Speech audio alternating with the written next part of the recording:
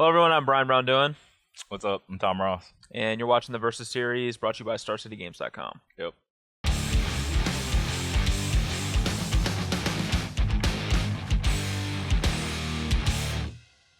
Hey everyone, we're here for another Versus video. This is the second select side video of BBD and Tom Ross.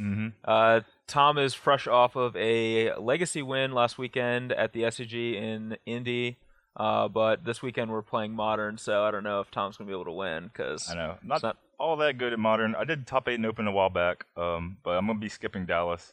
I think I just been spending too much time on like Legacy and Standard. I don't want to split my resources too much, but you had a good weekend in Quebec City too, right? Yeah, that was Standard, but I guess I played Standard, you played Legacy, but here we're going to play Modern. So I'm going to be battling with a Scapeshift deck. It got second place at a Premier IQ. It is basically just a fairly standard-looking Scapeshift list. It's playing Anticipates along with Peer Through Depth, so there's a lot of ways to find the Scapeshifts. And then other than that, it's a pretty straightforward list, just trying to ramp up to 7 mana, deal 18 damage to you, or if I get to 8, I can deal 36 damage to you. 8 lands. That's a lot. My Zoo deck can't gain that much life, even with Lightning Helixes. I'm playing a Zoo deck that got 4th in the Premier IQ. There were 2 different Premier IQs this last weekend. One was in St. Louis, the other was somewhere else. Mine was piloted by Joe Steerwalt, I believe. Yeah. It was one of CVM's friend. I stayed with him in St. Louis. He got the exact 75 handed to him by Patrick Sullivan, so this is actually Patrick Sullivan's deck. Joe notably doesn't play all that much Magic, but the deck was strong enough to catapult him to 4th place, where he lost in semifinals to a very similar Wild and Cattle Zoo deck, but the other guy had Core Firewalkers, and he was able to get through Joe. But I think the deck's very strong, very fast, has like consistent like turn 4 kills, and hopefully I can do that here before he turn 4s me. You know why I like Joe? Because he's bald, man. Yeah. He's got that bald power, and that's how he was able to top 8. Y'all gotta stick together. Yep. Us bald folk have to stick together. So anyway, let's go ahead and get to the games and see how it plays out. Let's do it. All right, we're gonna high roll. See who goes first. I rolled a 3. Oh, good enough. You don't need to roll high. You just need to roll high enough.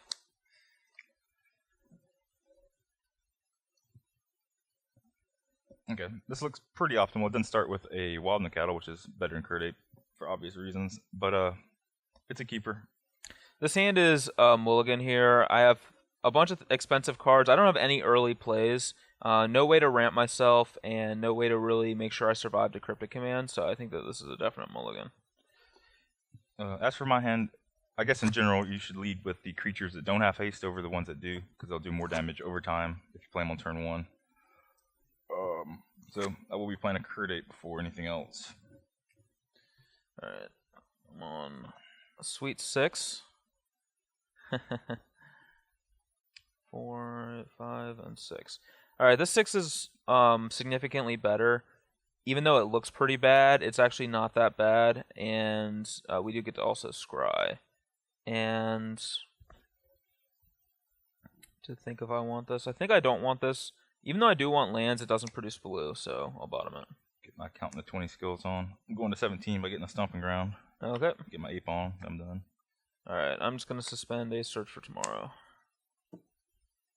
Tomorrow's search begins today. There's one mountain in the deck that's usually reserved to get with like a Path Exile or something cast on you. Won't happen this matchup, but also my life total isn't really a concern, I don't believe. Sometimes you want to stay above 18 if you can against Scapeshift, but who cares?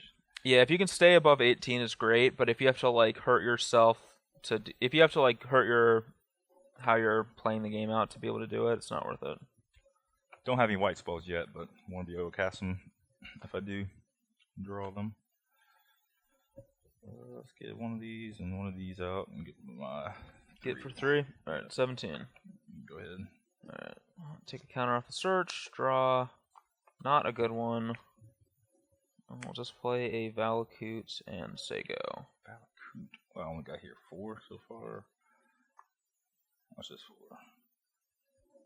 12 plus 3 is... Wait a second.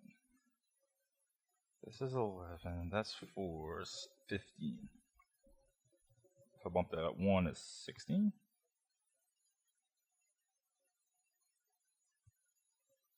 Or I guess I'll try to hit you for 16 if I did my math right.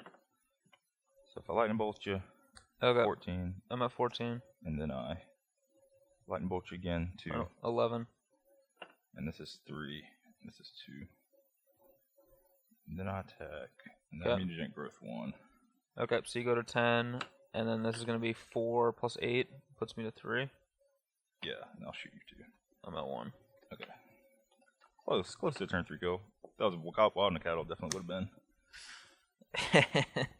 That's probably going to be impossible for me to beat that. This just turns off his fetch lands, which probably turns off a lot of his I don't know, resources. Good thing I have this fire spout in my hand. Oh. Just kidding, I don't.